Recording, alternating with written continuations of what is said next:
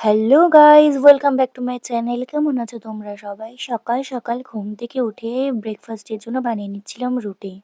সকালবেলাটা ভুল খেতে খেতে প্রায় 12টা বেজে গেছিল। তারপরে চলে গেছিলাম দুপুরবেলা কাজের লোকেশনে। আর কাজ ছিল হচ্ছে আমার পূজাদির সাথে। আর এখানে ডেকোরেশনটা কিন্তু বেশ সুন্দর করেছিল। বসে বসে ওয়েট করছিলাম ব্রাইডের জন্য। গিয়েই আগে দিদির মেকআপের জিনিসপত্র বের করে নিয়েছিল, আর এটা হচ্ছে ব্রাইডের শাড়ি। তারপরেই দুজন মিলে জোর কদমে কাজ করা শুরু। আর এই ফুলগুলো দেখো, এত সুন্দর, কার কাটতে মন চায় বলো তো। কাজের শেষে ঠিক বিছানার অবস্থা এই হয়ে গিয়েছিল। আর বাড়ির সামনেটা সকালবেলার ভিডিও করিনি, রাতের বেলা যে এত সুন্দর লাগছিল। গরম গরম এক কাপ কফিতে চুমুক দিয়ে চলে গিয়েছিলাম ফুচকা খেতে। ফুচকা খেয়ে কিন্তু আমাদের এখানে খাওয়া শেষ হয়নি। তারপরে আমি আর দিদি দুজন মিলে চলে গেছিলাম রেস্টুরেন্টে গিয়ে খেয়েছিলাম 1 প্লেট মিক্স চাউ। তারপরে দুজন মিলে গিয়ে বসেছিলাম মায়ের মন্দিরে। বসে বসে বেশ কিছুক্ষণ গল্প করছিলাম।